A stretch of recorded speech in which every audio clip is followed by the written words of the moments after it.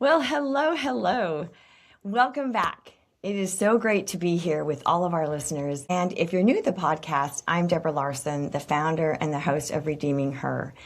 And today I have a special guest. And the greatest thing is she had enough courage to come back for a second one. So we want to applaud her courage. And I want to just do a little backstory for you so that you'll understand what we're talking about. And thank you yet again.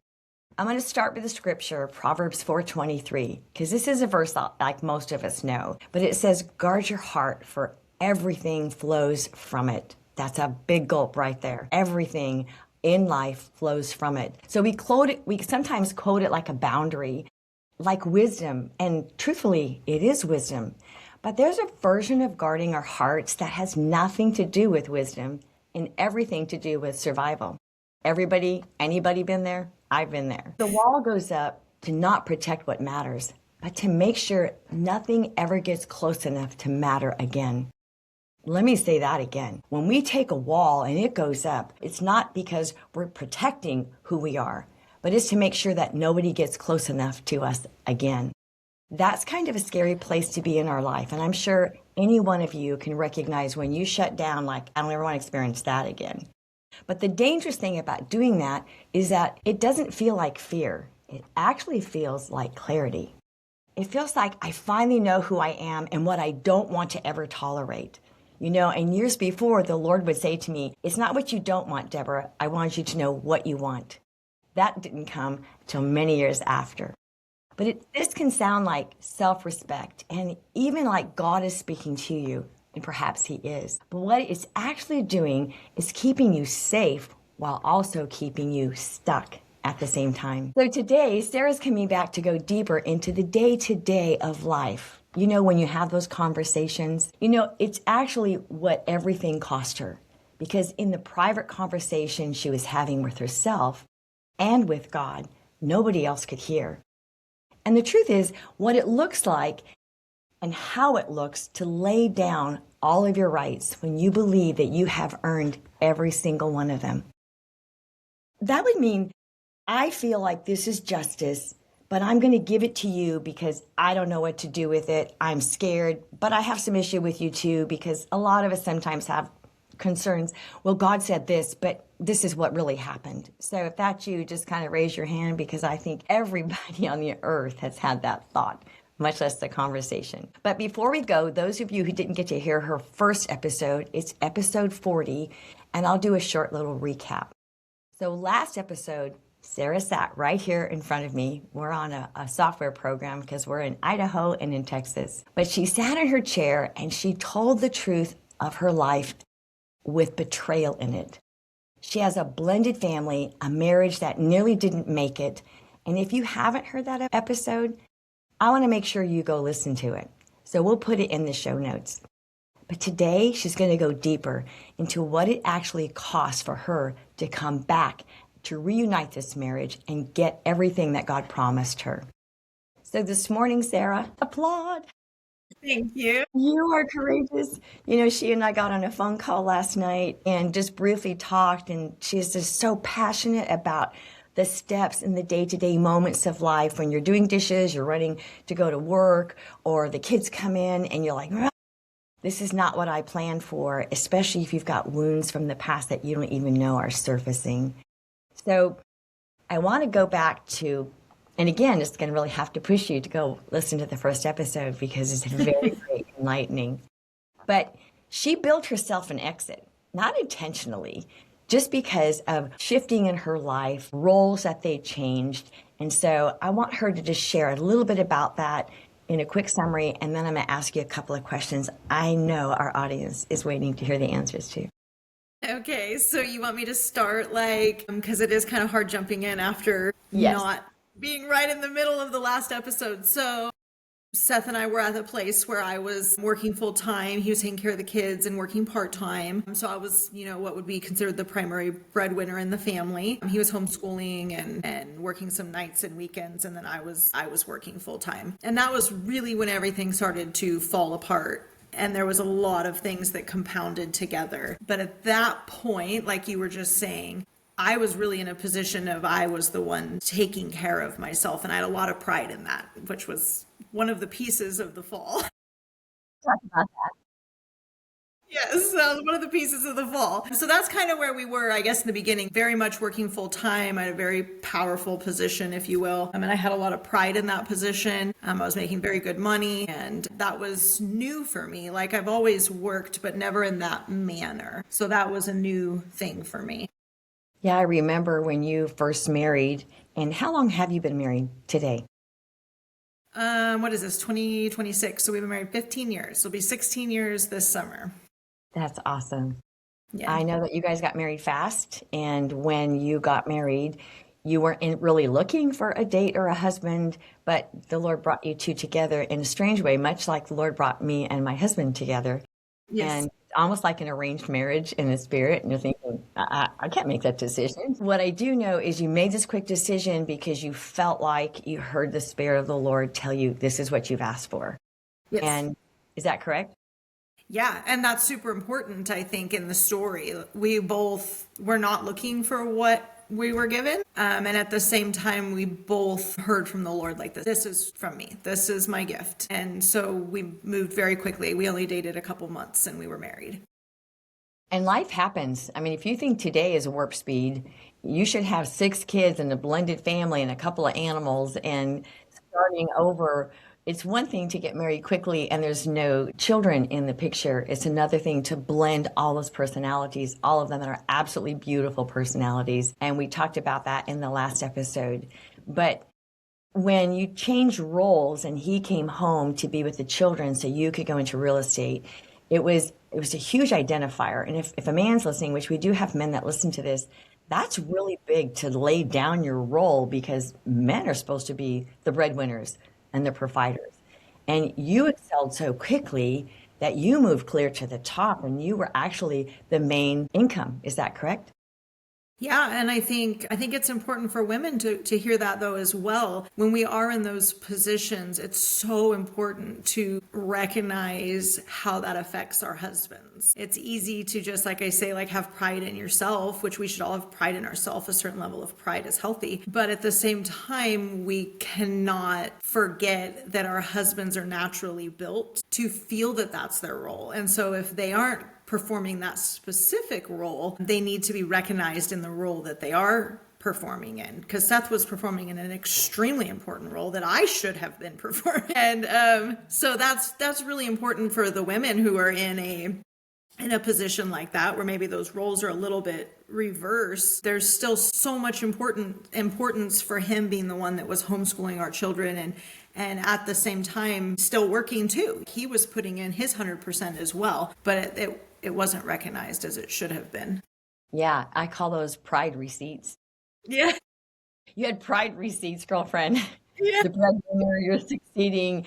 And by most measures, you really were putting those things together. But what we need to recognize in the importance of roles is that both of you are literally holding everything together, just in different arenas, and how do you lay that self-image down when you've actually earned it, whether it was your husband, Seth, or whether it was you.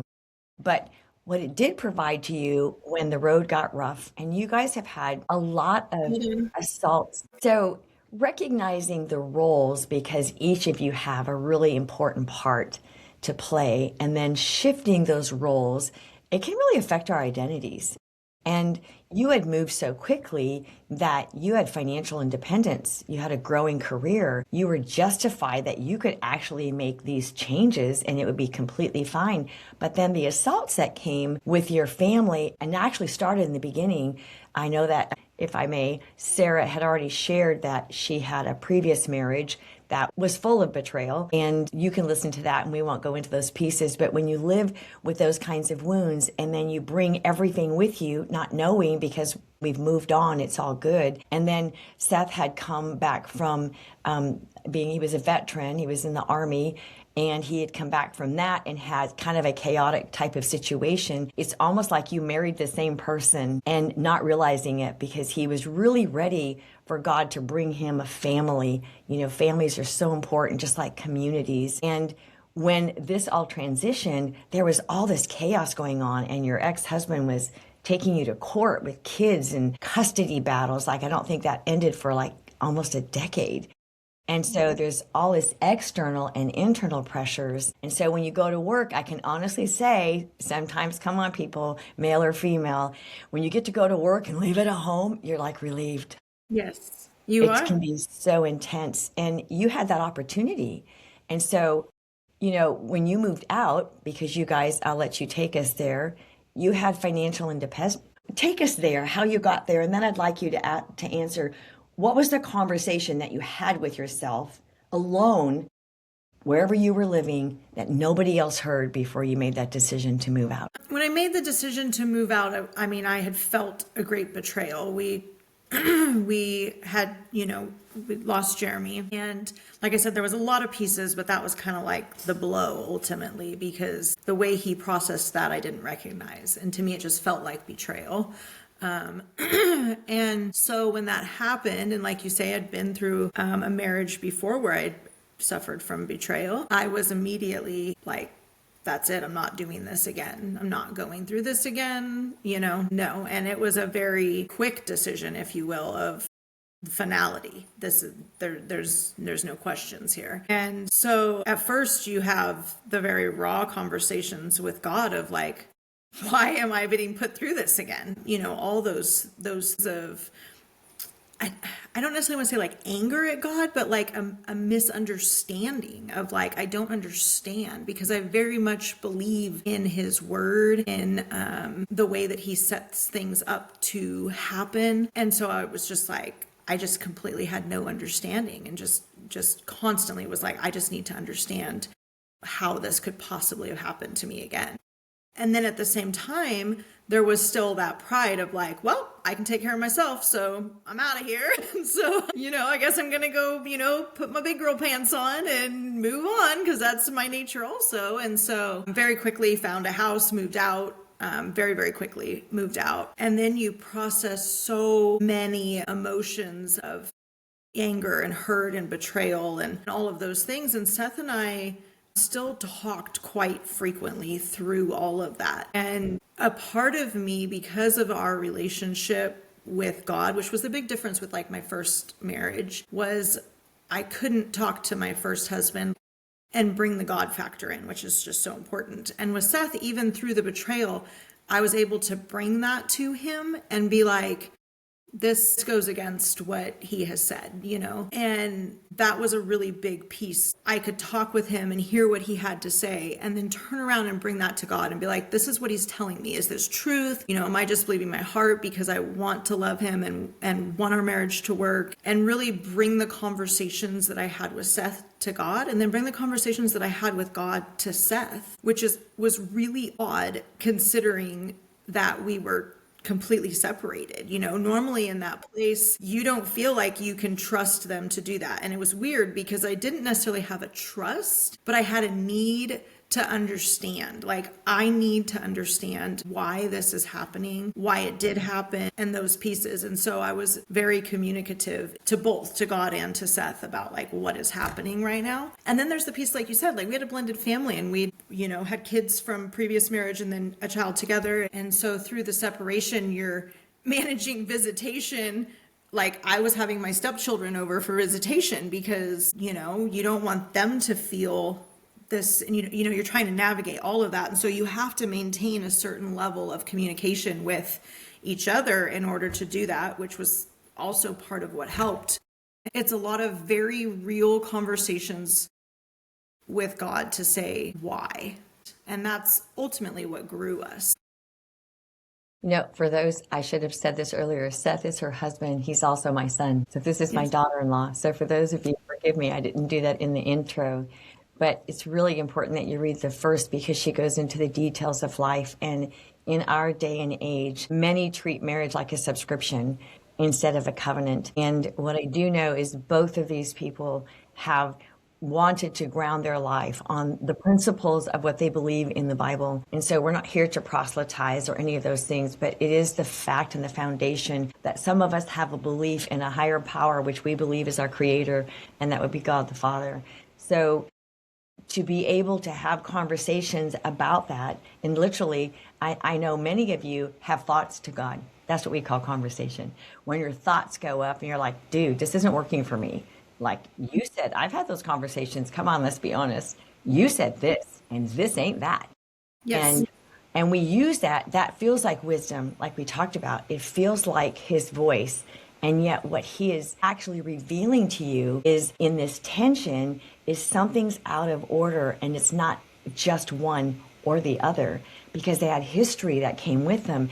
And even though that we feel sometimes that, no, I've already dealt with that. I can't tell you the times I have felt that way until the Lord showed me that wounds are not linear. It didn't start in this relationship or childhood and get here and move there. It actually starts vertical and it goes deep.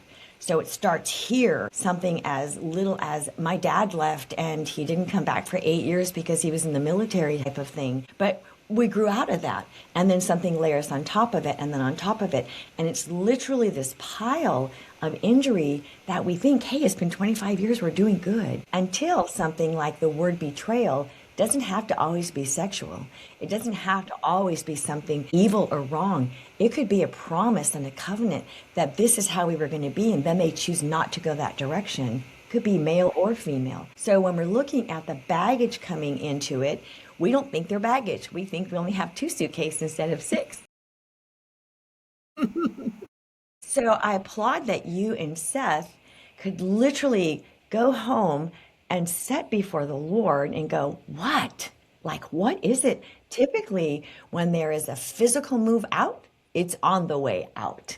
Yes. And I don't know many people that have separated, although today people take a break. I don't understand that. We will talk about on another time. But taking a break is going away for a weekend for the girls, or Right. something like that, but not uprooting and moving out. And the children were so young, Sarah, that you guys were both mom and dad.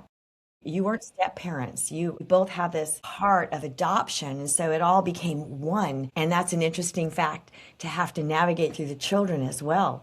So when you're talking to God and having that God conversation, we don't recognize that we had some misbeliefs or a different perspective on what we thought we heard.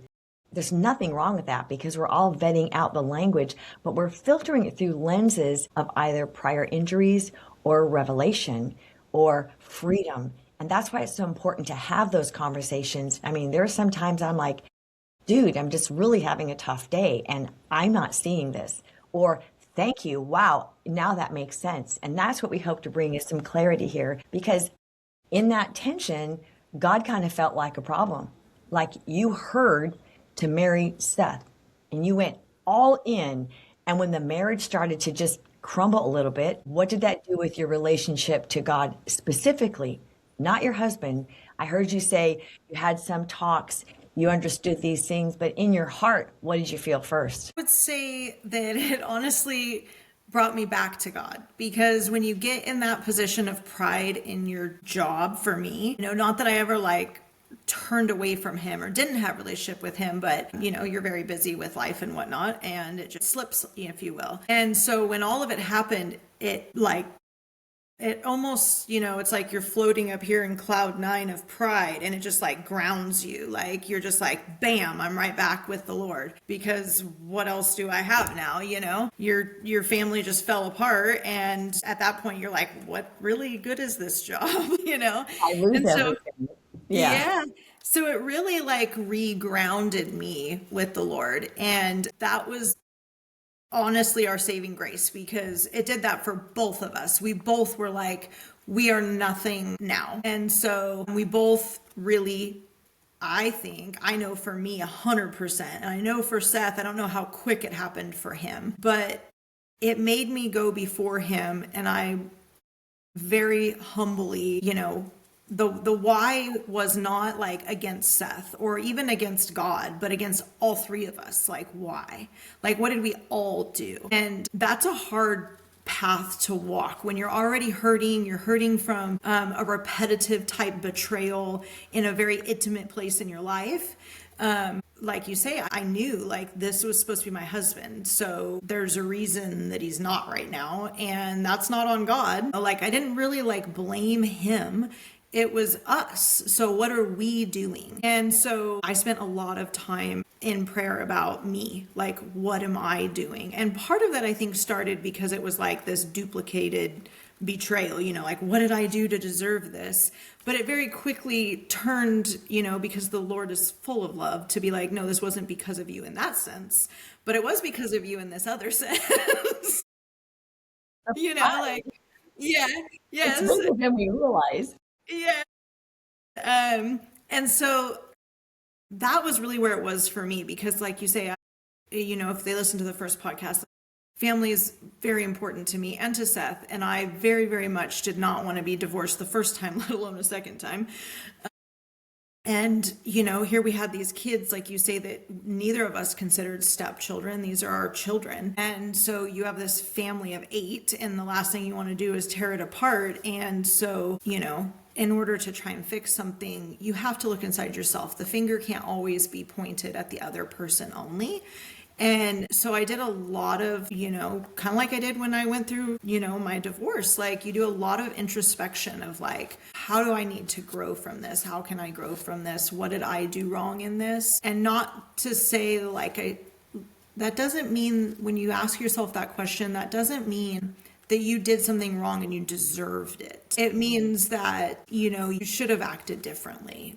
This was not the godly thing to do. This was not according to his principles. This was not according to his ways and his word. And that's not who he's called you to be. And as I walked through that with myself was when I was able to start really talking with Seth again about those things. Like, okay, I've taken this walk and I need you to take it too.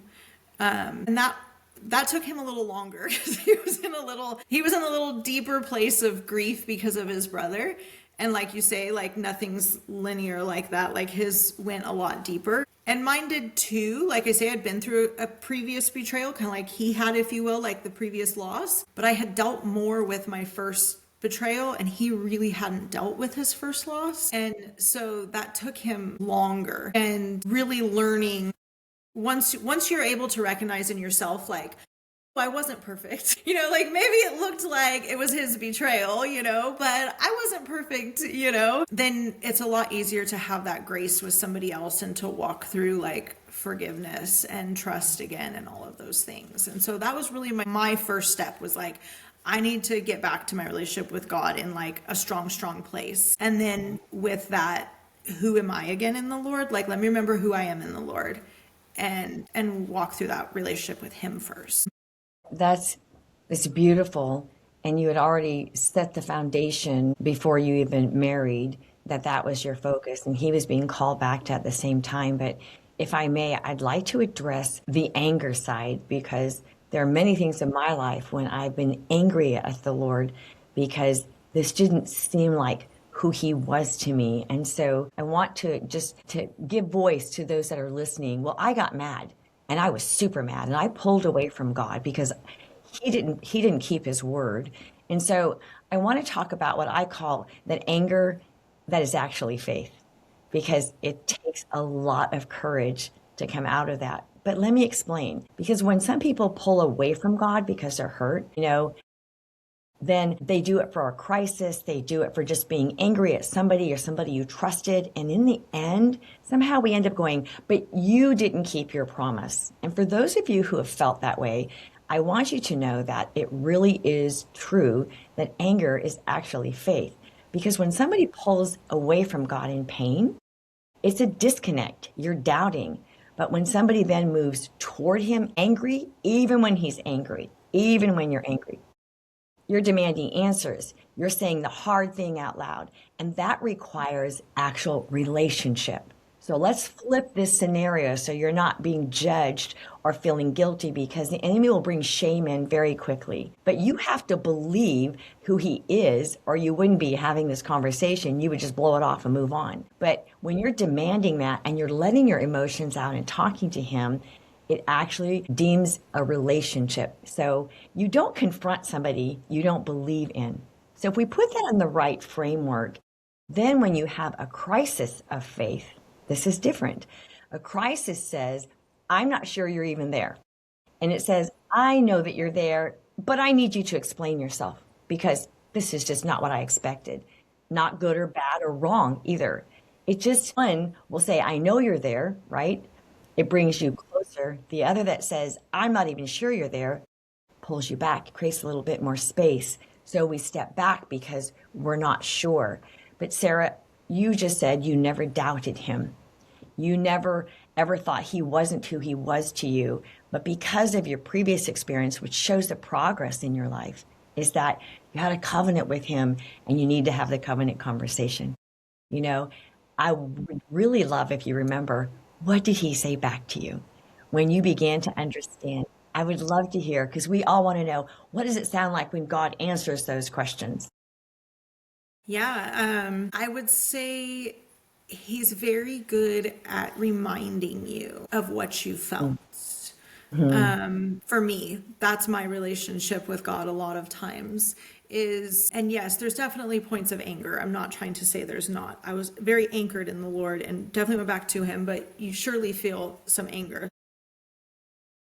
So we have the conversation with the people we trust and don't. Yes, yes, but that is, like you say, that is why you have it, because you have the relationship and you have the trust to say, I want to have this relationship, so we have to have a conversation. But I can't say that I remember exactly like what he said to me.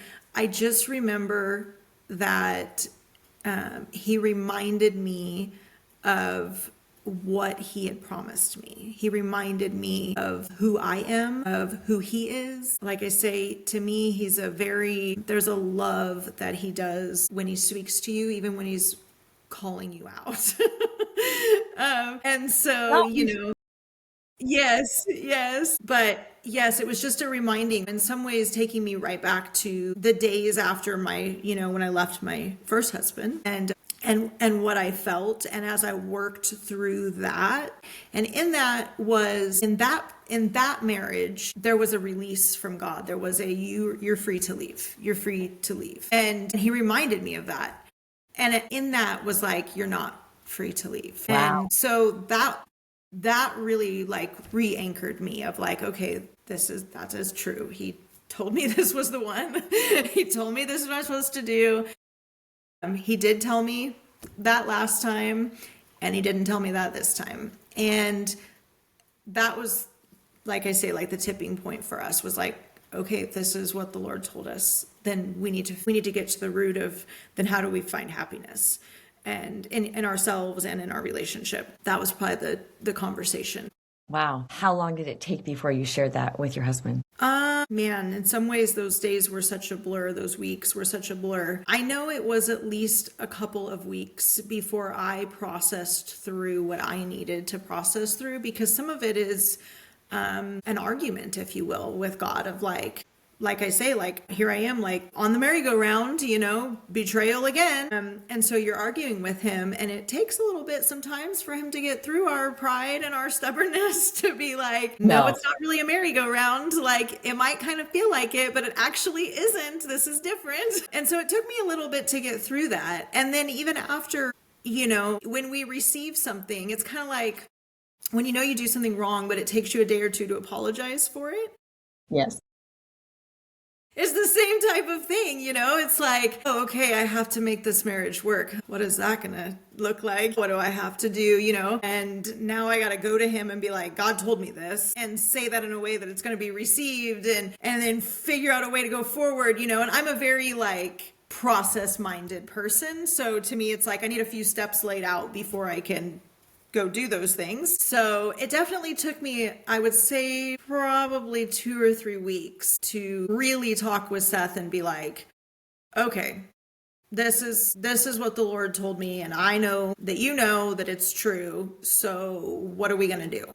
And then start having those conversations. Because at that point too, you've had time to process what the Lord's talking to you about your own pride and your own issues, and not listening to your husband and not giving him what he needs. Like he's started talking to me about those things. And so that's kind of in your heart, even though you're not ready to say it to your husband yet. You're still a little angry, and you want, an apology, and you want these things. And so it's a long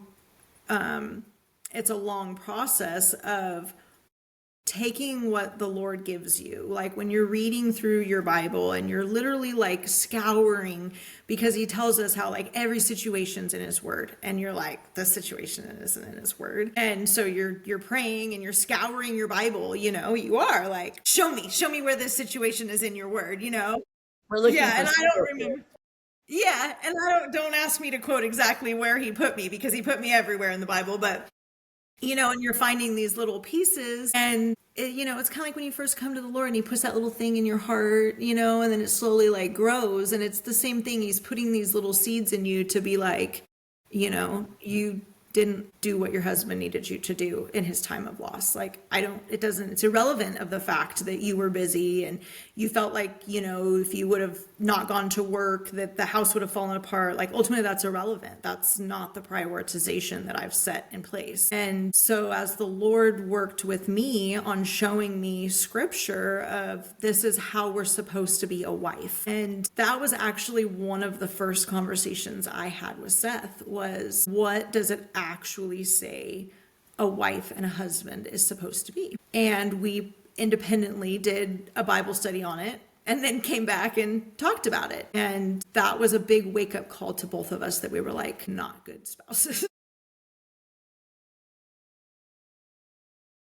The beauty is that you both independently went back to the Father and got your messaging the way you need to hear it. Because sometimes in this transition, there's so much tension. Even then, it's like, I heard you. I would think, I don't want to give him power over that. I tell him I have to stay. Like, that wouldn't be fair. And then that self-protection, to be able to do that, I can see where it would take a few weeks to muster that up. Like, how am I going to phrase this? And I want to say all of us do that, because it's not like we're trying to have lord over or to have one up on each other, as much as it's still being vulnerable. And who wants to be vulnerable in the middle of tension when there's so much going on both sides? And for those who don't know, Seth is my second born. My firstborn died in 2018. His name was Jeremy. And so when she mentions that, it's because they had buried their dad when they were teenagers. And then later he had to be a pallbearer then for his brother. So you can imagine carrying all this trauma, and it's not an excuse, it's just information, but carrying all this trauma in your life, thinking you're just managing. You remember, if it goes deep, the first thing that triggered was dad left and he committed suicide. And then now I had to bury my brother, and now my wife is going. So if you look at that, it was ginormous. And what I appreciate was she wasn't numb to it. But when you're going through those things too, it's almost like that's immaterial at the time, because right now the tension is here. That's why it's important on the day-to-day things that you chose to do, Sarah, is what made a difference. You couldn't say it. You went back and you regulated before the Lord. All right, I got to get myself together because I know it's true. I have compassion this happened to him, but right now I may not have as much mercy, and these are real life issues. This isn't a judgment. It's not a right or a wrong. It's the way we work through the muddy water. And I want to applaud you, and those that are listening too, want you to consider that sometimes when there's tension, we just don't know what's under the water. You ever seen just this beautiful river going down here, and then all of a sudden this turbulence because it hit a pothole under the water and starts to swirl around? I kind of feel like that's how life goes sometimes. Yeah. And here you are, it's a normal Tuesday. You're getting up, you got to go to work, but you don't really want to go to work, but then you do. And then you get this moment, you guys are going to have coffee or whatever you do when you get together. I think you went to a bar one time and you didn't even drink, which is funny. And then to sit down and have these conversations, you want to have your heart open, but sometimes we're still guarded. Sometimes we still have a couple of layers or stack of bricks that need to come down, so you can talk over it and above it, but not really in the mire of where that is. But those are the steps that lead to the next one. When you lay down who you are, not in the big moment, it's in the ordinary ones. When the feeling wasn't there and you chose it anyway, that's huge. God applauds you. Not because we are just driven by our heart, right? Because out of the heart, everything is revealed. So it always comes to the surface. But when you have your private conversations with the Lord, and then you come back and you have it with your person, how is it different being honest before God and then being honest with him, besides leveraging our words. Oh, it's way different. I mean, you feel like you can, talk to God, and like you say, even if you're angry, you can express that to him. He's never going to leave you. And there's obviously like a huge safety in that. But to go before somebody who's hurt you and then think, and you've left them, like, to that, it's not the same at all. And I think, like you say, we would get together and we would go to like coffee a lot of times and have coffee and talk. And for me, it was preparing those conversations. Like I say, because I'm a very structured person. So I would, be praying about things. And then it was when we went through the study of like what you're supposed to be as like a husband and a wife. Part of that is this accountability factor. And that was a really big thing between Seth and I, was like, I need now to be accountable to be the good wife, and you need to be accountable to be the good husband, and how to gracefully do that. Part of that then starts the forgiveness process, and that starts the what did we actually do wrong? And that will loop around many times as you're working your way through this. And different things will come up, things that maybe at first didn't seem like a big deal. So we're just not going to talk about it because it's not a big deal. We're just going to talk about the big deal things right now. Like, let's just deal with those. Okay, great. Thank you for saying that. I accept your apology. And then like a week later, you're like, man, that other thing is really making me mad, And so you have to be able conversation. Yeah, I mean, that's real, right? Like, isn't that how we all are? Like, we're just going to deal with this high level thing that I'm like really angry about. And I need you to say you're sorry and admit that you did it, but it becomes the littler things too. And when you can go back to them and say the littler things, or this new thing that came up and, in the midst of trying to work things out, and have grace with one another to hear what they have to say and receive it. And then to be honest, because some of the things that we would talk about, it's like, there's a fine line between like pointing the finger at your spouse and saying, this is what you did that hurt me, and I need you to validate my feelings and then apologize so that I can forgive you. Because you can forgive without somebody asking, but it's a lot harder. And it's really hard then to move into like trust. Like, you can have forgiveness, but you can't have trust if they can't ask for the forgiveness and validate you. No kidding. Yeah. And that's really hard. And all of those conversations Seth and I had, like very raw had. And I don't think most people do today, but sadly, like, when I listened to our first podcast and I said, man, and that's why I wanted to get on again, is because I feel like marriages today just give up. They just quit. It's just like, it's just hard and they just quit. And, I'm talking with our daughter the other day and I was like, you have to hold each other accountable or you will never be happy in any relationship that you have. And yes, that's very hard, but we aren't taught that in today's society. I don't feel like there isn't this accountability to one another. And so when you have a marriage that gets rocky, it's so much easier to just walk away and separate your belongings, but when you can actually have those conversations and hold each other accountable and say that you're sorry and truly accept and forgive, you end up really, really happy and like really happy. Like, that's the marriage that God wants for all of us. And so, yeah, that was how we like just rawly went through it, like being able to sit down across from one another and be like, this is what God tells us to do in marriage. This is how he tells us to act with one another. And so we're going to try it. And thankfully we were both willing. Like, a lot of times I think that's part of the problem too. You're both not willing. Yeah. Things were upside down from the beginning. Like you say, we were both really rooted in the Lord when we started. Some people don't get that until they're already in the marriage, which is fine still too, but some people don't have that. And I'm so sorry for that. But you have to both be willing to really like, let's not be hypocrites. This is the Bible that we read and the God that we pray to every day. Like, we have to call each other to a certain amount of accountability on that. And that's really what we did for like a year. Like, it was sometimes really brutal. I can imagine, especially when you were on the RV and you were all in small crowded spaces and you traveled all over the US, and I wanted, for my sake, accountability to me is, in a marriage, is honest conversation. Not like, you didn't do it. I thought you said you were going to. That's not the way I see accountability. I see, listen, if I said something that hurt your feelings or struck a chord and I don't even know it because I'm busy doing these things, then this is how you learn to share your emotions is, hey, that didn't feel good. Is this what you meant? And then it opens the door in a welcoming fashion to say, no, I didn't say that. Well, what did you say? Because, sometimes we hear things that somebody really didn't say, and it comes from beliefs or past experiences. And so it's like, I want to make myself vulnerable to you that you have an opportunity to say, Deborah, what did you mean by that? Because he could have heard something else. So when we first got married, his wife had died of cancer, and then it wasn't not even a year later, I turn up with cancer. I'm like, what? This isn't Yeah. happening. Yeah. So it wasn't betrayal, but I'm like, this is never supposed to touch my body. I had huge words to hear after worry that he was going to struggle with those things because his wife died from cancer, and it Right. cost him every penny. It drained his entire savings and future money. And all I said to him was, I know we don't know each other well because we married quickly too, and I know that you have history, but you have to trust me.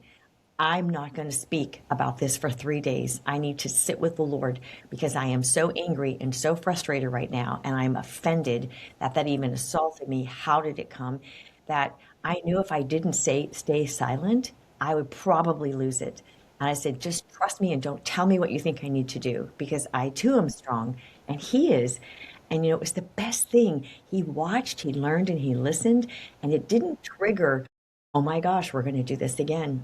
So it doesn't really matter about the scenario.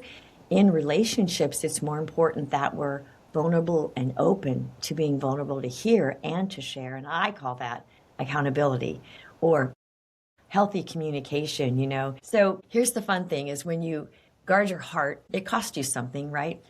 Not even just the marriage and not even the other person. It does cost you something personally to live behind that wall. And as you were sharing, you didn't want to give up the relationship of family. And I remember the tension because here you've got all these littles and they're back and forth. You're like, what do I do with this? Because I want to tell them the truth, but I don't want to build something that hasn't happened yet. And so it's hard growing up like that because I've lived it. You've lived it. And so navigating those waters, it's costing you so much on the inside. Like, I don't want to betray my children. I don't want to send them on a different goose chase, because it's a reality. And how do I protect them and yet live authentically and vulnerable? And I think that's a lot of turmoil on the inside. How did that work for you? Yeah, there was phases of that even like, some of my kids were older teenagers and, Opinions. yeah. And so that was hard because they felt they deserved to know what's going on and to a certain extent. And to a certain extent, I did. And at times I was so angry that anyone that I could, say it to, I would want to say it to. And then you have to go back, which is harder, and be like, I should have never said those things to you, and I'm sorry that I said these things, or, put you in any way in the middle of this, and, and it's wrong, right? You should never involve your kids in that way. It's very hard, like you say, like you're behind the wall at first. Your heart's very, very guarded. It's literally shattered, and so you don't want it to be vulnerable, to be broken anymore or again as it starts to feel like it can heal. And so in some ways you live behind that wall. And it doesn't take very long to realize you can't do that. Yeah. You Yeah. can't. If you try, you're never going to move forward. When you live behind the wall, it's like this. If you're actually going to try and trust again, there has to be a gate in the wall. And so, you have to be able to open it. And at first you're going to, like crack the gate, like gonna let a little bit in. Lots of and see who pushes on it first. Yeah, yeah. But yeah, that's essentially what you have to do. You have to open it. But it's really up to your spouse too, or whoever, to break that wall down, basically. Like, I am going to earn your trust. I am going to do that. And we both had to do that, not just him. We both had to do that. Like, I'm going to over the top earn your trust because you can't live behind the wall. And at the same time, understanding like, that wall can be built in an hour. It can be built in like a matter of minutes. And sometimes it can be, torn down quickly, but it never seems to tear down as quickly as it's built. And so, you have to recognize that when you're having conversations, like taking your time with what you say and being very intentional with your words. And, words have life and death, and the word tells us that. And there's just so many pieces like that the Lord taught us both through this, that taking the time one another to sit with the Lord, to know what we want to talk about, to know what we want to say, to be willing to open, to say to one another, like literally, like just plain as day, like I'm going to vulnerably sit in front of you and tell you what is hurting me. And I just need you to hear me and say it, and sometimes they're not going to validate you, but you've said it. And so it's going to come up again until it's validated, but you have to walk through those steps in order for that wall to come down. Now, you just answered the question I was going to ask you, because there's so many people that are listening that will hear this and go, I can't do that. I don't know how you have the strength. I mean, but you don't understand my story. And yes, yes, and yes, all of it is yes. But what I heard you say is something that I think some people wish they could have heard years ago. I don't have regret. I don't live in regret, but I have memories. I remember when the Lord said to me, you don't know how to receive love. And I just kind of laughed. And then after I experienced love, I recognized I wish I could go back and just apologize to my first husband about the things I didn't know, because you don't understand that intensity of this overwhelming love of God, who will carry you with mercy and comfort and tenderness, even when you're messy, even when you're not so lovely, even without makeup on, like there's no mask there. And I want to applaud you, because you moved through this whole entire episode with this focus on you have to be vulnerable. You have to lay it down. Doesn't mean your feelings have changed all yet. And I think I wish someone had shared that with me long before I made decisions, because you can't undo those decisions. They can be final. And it doesn't mean that it can't be resurrected or redeemed, because that's God. I try to speak all the time to say that God did not create us to be the God of prevention. He is the God of redemption. And when I asked him what that meant and why is it taking so long, because that was my thing, why can't people just make the choice? And why aren't you helping them? And he said to me, if you could see behind the scenes, it's like a web. There's you and your autonomy that I've given you, and him or that person in your life or your boss or whatever it is, all these moving parts. And he's trying to work around not taking away your right to choose, because that's why he's sovereign. He gave it, and he's going to keep his hands off. But he knows that this choice isn't going to work as fast as this choice. This might feel like she's giving more than he is, or vice versa. And it's because he's trying to help heal, navigate, and rewire things at the same time. You're all looking for just an answer. Can't you just make it happen? Yeah. No, then that would be cruel control. And he doesn't do that. So if we recognize that behind this whole scenario, there's this web that has to be taken down. He said to me one day, it's going to take me a few months. And I was like, months?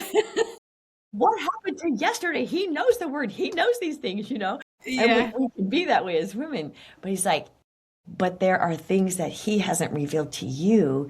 And until I have the conversation with him and he comes to me, I can't make that happen. So give him grace. Just trust me. That's where that foundation has to be super good, because he can meet you in that private place. Trust isn't just a feeling that just shows up.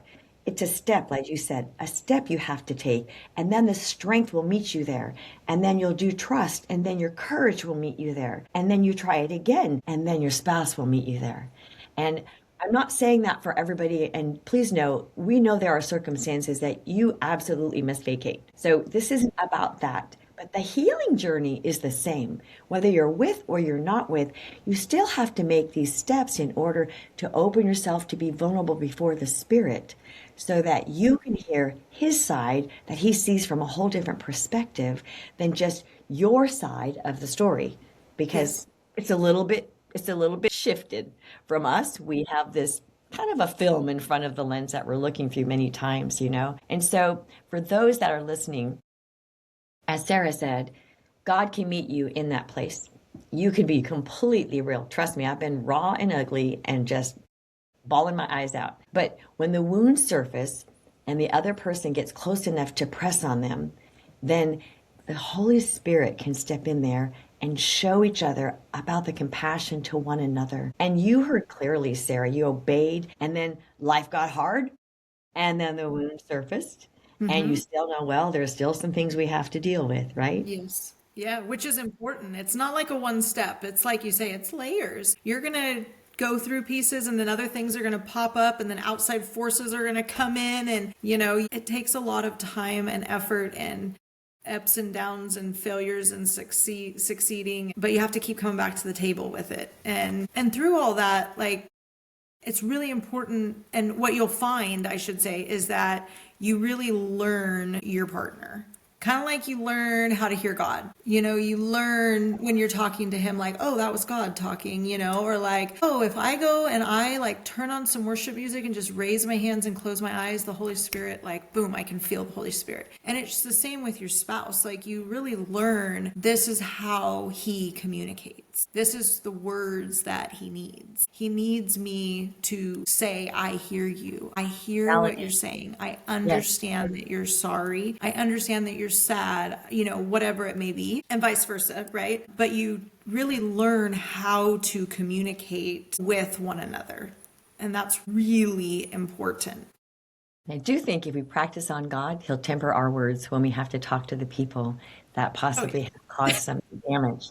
Because the Holy Spirit will be silent and listen. And he'll be like, okay, yes, I said it was safe. Yes, I know you're bleeding again. I understand.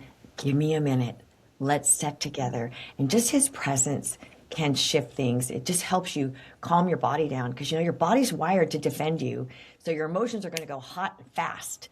They're going to pop up quickly. And sometimes they say, well, women, you're just so, you get it so fast. You should be an attorney, Raymond tells me. I'm like, what? He said, because we might think or feel things for a long time and it's never surfaced. So when you surface, sometimes it's a little fast, a little sharp. And you can take it a whole lot better than those that are still hurting themselves. But, God isn't angry with you.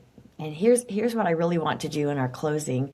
You're not created to live managing fear. You were given the authority to choose trust. Authority actually means the capacity to hold power. So authority is the capacity that you can hold power. So if you were given that authority to choose trust, then redemption isn't supposed to be your responsibility. That is God's job. He is the Redeemer. It's his nature.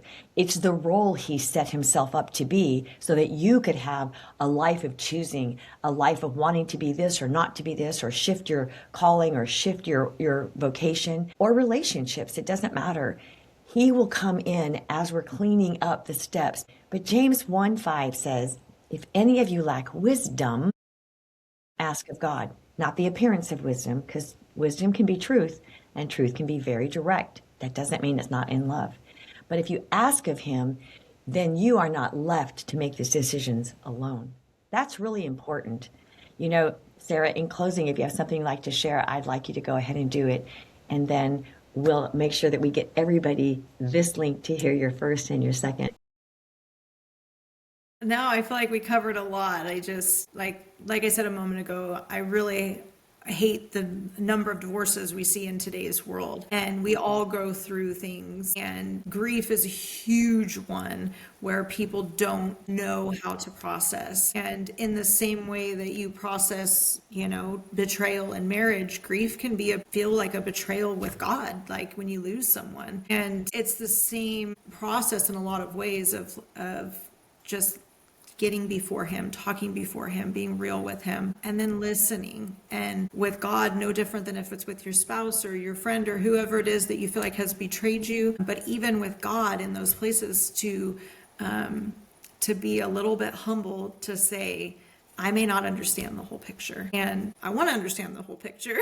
So I'm willing to hear the whole picture, even though I might not fully understand it, or I might not really feel really good. When we just hold on to our anger and our grief and those negative emotions, those are not the emotions of God. And so to to be able to lay those before him and be willing to accept what he has to say to us. He really does want us to move forward and pull out of these things, and he'll walk you on that path if you're willing. And so I just encourage people to be willing. It's courage. And I Yes. applaud your courage and your fortitude, not only to walk that journey, and I'm very, very honored that you're still my daughter-in-law, but to take the courage to come back and go deeper and share even more. And for everyone listening, I know that something has stirred in all of you. And so whatever it is, just sit with it. Don't run past it. Don't just file it like, yeah, I'll get back to it. But let it soak in it. Let it bake something inside of you, and ask the Spirit that where have you been and where is he inviting you to risk again? Because he's always inviting us to step forward. It doesn't have to be chaos or crisis. It can just be, I don't know that I can do that. I don't know if I can say those things. In your relationship with him, he's always prodding you to move forward because there's so much more he has for you. And then, you have to understand that the wall that kept you safe, you wanted. I learned that hard, that when I distance myself and I shut my emotions down, I think I'm just protecting myself, but I'm locking myself in and I'm locking him out. So sit with that. Listen to what he says, write it down, and by all means, please send your comments in and write the things that really came to you. We love the conversation. I love hearing the progress, and there's no shame or accusation. We'll never share your story without permission, I promise. But until next time, if you know other people that this would bless, or you just want to support us, like and follow and share it, because somebody needs the courage to take the next step. So you can find us on social media. You can find us on the podcast. You can find me at deborahlarson.com. And I'd appreciate your support. And I can't wait to see you again next week. Everybody have a great day. Okay, let me stop. There we are.